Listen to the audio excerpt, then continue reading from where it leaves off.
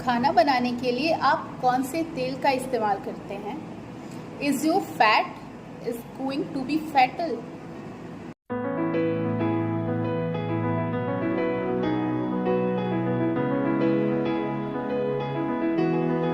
So welcome you all. अगर fat की बात करें तो ऐसा नहीं है कि फैट हमेशा हमारे शरीर के लिए नुकसानदायक है, हमें नुकसान पहुंचाते हैं। हमारे स्वास्थ्य के लिए फैट भी आवश्यक है। Fat is also an essential component of our diet. लेकिन ध्यान क्या रखना है, हम कौन सा फैट ले रहे हैं? क्या हम अच्छा फैट ले रहे हैं, गुड फैट और बैड? कोलेस्ट्रॉल भी, अच्छा कोलेस्ट्रॉल भी होता है और ख़राब कोलेस्ट्रॉल भी होता है। तो हमें फैट की ज़रूरत है क्योंकि हमारे कुछ विटामिन जैसे विटामिन ए, डी, ई, के, इसके एब्जॉर्प्शन के लिए हमें फैट चाहिए। These are fat soluble vitamins. सबसे बड़ा बदलाव जो हमारे आजकल जो हम कुकिंग ऑयल इस्तेमाल कर रहे हैं, पहले हम कुकिंग ऑयल में सरसों का तेल इस्तेमाल करते हैं। जो उत्तर भारत है पूरा, यहाँ पे सरसों का तेल इस्तेमाल किया जाता था। दक्षिण भारत में नारियल का तेल मुख्यतः जो प्रयोग में लेते थे। लेकिन फिर अचानक से ये जो इंडस्ट्रियलाइजेशन सब बढ़ा, इसके कारण हम रिफाइंड ऑयल, कुछ नए तेल आ गए इस्तेमाल में, जैसे सनफ्लावर ऑयल, सोयाबीन का तेल, safflower oil, rice bran oil, palm oil etcetera. ये सारे तेल आए जो ना हमारी प्रकृति के लिए अनुकूल हैं, ना हमारे देश में इनकी पैदावार है। ये हमारे देश में हमें हमेशा अपना आहार जो भी हम प्रयोग कर रहे हैं वो हमारा देश के अनुसार होना चाहिए, हमारी ऋतु के अनुसार, क्योंकि वो ही हमें साथ में हमारे बॉडी के अकॉर्डिंग वो ही सही होता है। तिल, सरसों, मूंगफली, नारियल, ये सारे ही तेल के मुख्य स्रोत थे। खाना बनाने में इन्हीं तेलों का इस्तेमाल होता था। भारत के विभिन्न क्षेत्रों में, प्रदेश में, सब जगह इन्हीं 4 तेल में से किसी का इस्तेमाल होता था। और इसे ही तिलहन भी कहते थे। अगर आप आपके घर में जो भी आपके दादी नानी सब होंगे, उनसे आप पूछेंगे तो तिलहन यही थे जिसमें नेचुरली, मतलब प्राकृतिक रूप से जिसके अंदर तेल है। इसके अंदर अगर आप नारियल के तेल में देखें 90% उसमें ऑयल होता है। इन सब में ये तेल के मुख्य स्रोत कहे जाते थे, इन्हीं से तेल निकाला जाता है। वो छोटा सा तिल होता है, राजस्थान जहाँ पानी इतना होता भी नहीं है, वहाँ पे इतने छोटे से तिल में बहुत ज़्यादा तेल की मात्रा होती है। और तिल का तेल सबसे ज़्यादा श्रेष्ठ होता है, लेकिन इसको गरम करके नहीं खाया जा सकता। ये घी का रिप्लेसमेंट, अगर आप घी नहीं खाते हो तो आप तिल का तेल, जैसे ढोकला हो गया, रोटी में लगा लिया, खिचड़ी में डाल लिया। लेकिन तिल का तेल खाने के लिए आयुर्वेद में भी तिल के तेल को सर्वश्रेष्ठ कहा गया है। और घी को सारे फैट ये जितने हैं सबसे ज़्यादा अच्छा घी को कहा गया है। घी आप खा सकते हैं, घर का घी है। घी के प्रोडक्ट्स जितने भी, दही, दूध, मक्खन, जो भी मतलब कोई मिलावट वाला ना हो, आप खा सकते हैं। ये अच्छा फैट है, इसे मात्रा पूर्वक व्यवहार में लाया जा सकता है। लेकिन जब ये तेल, ये सारा, ये जितना तिलहन में मैंने जितने नाम बोले, जब भी खा रहे थे तो ये जो आजकल बीमारियां जो मैंने फैटी लीवर में बताया कि उसका जो एंड रिजल्ट आता है, आपको इतनी सारी लाइफस्टाइल डिसऑर्डर्स जो आजकल, cardiac arrest, heart problem, PCOD and obesity etcetera, liver diseases and all, ये किसकी देन है? हम तो इन तेलों का प्रयोग कर रहे थे। लेकिन अचानक ये जो इंडस्ट्रियलाइजेशन की वजह से हमारे लाइफस्टाइल में, हमारे किचन में कुकिंग ऑयल को रिप्लेस करके, जो हमारा नेचुरल कुकिंग ऑयल था उसको रिप्लेस करके हमने रिफाइंड ऑयल यूज़ करना शुरू किया।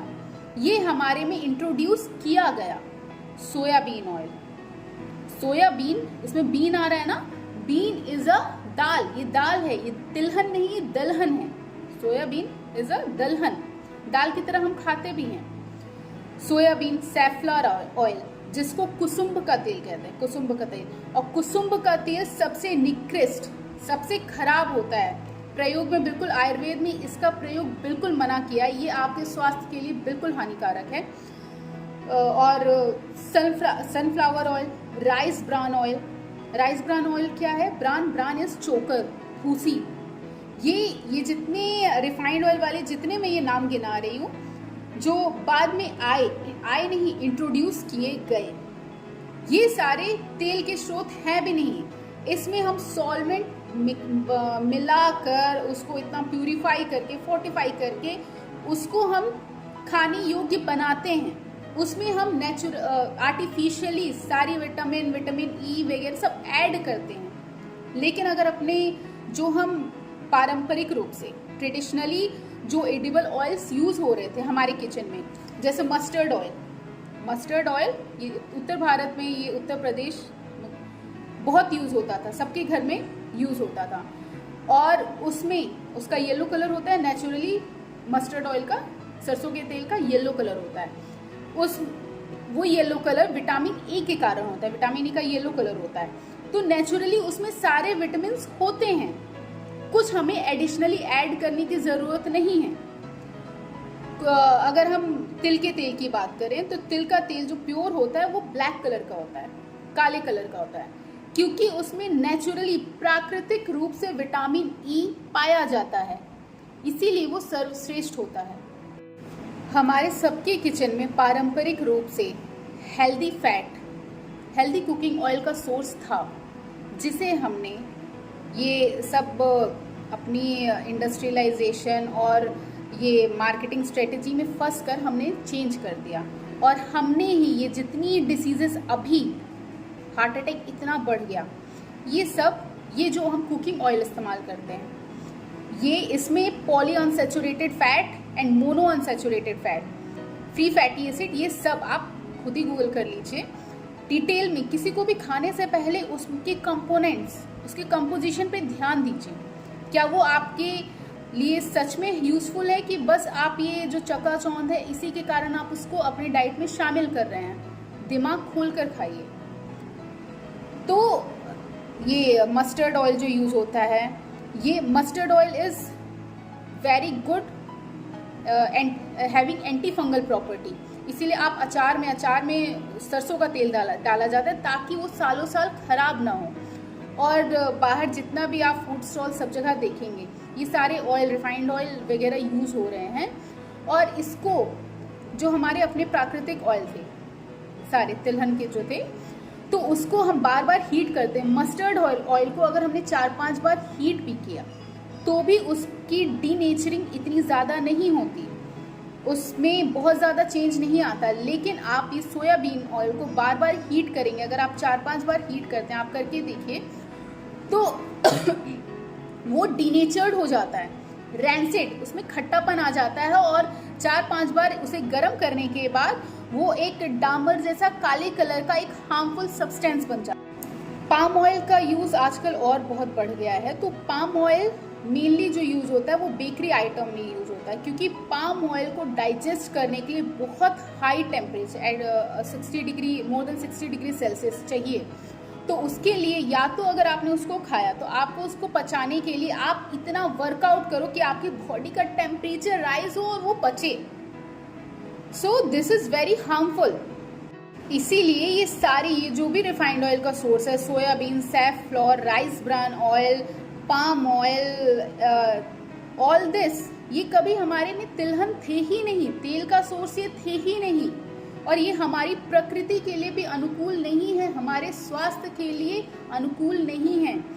These oils are introduced, not cultivated and not beneficial for us.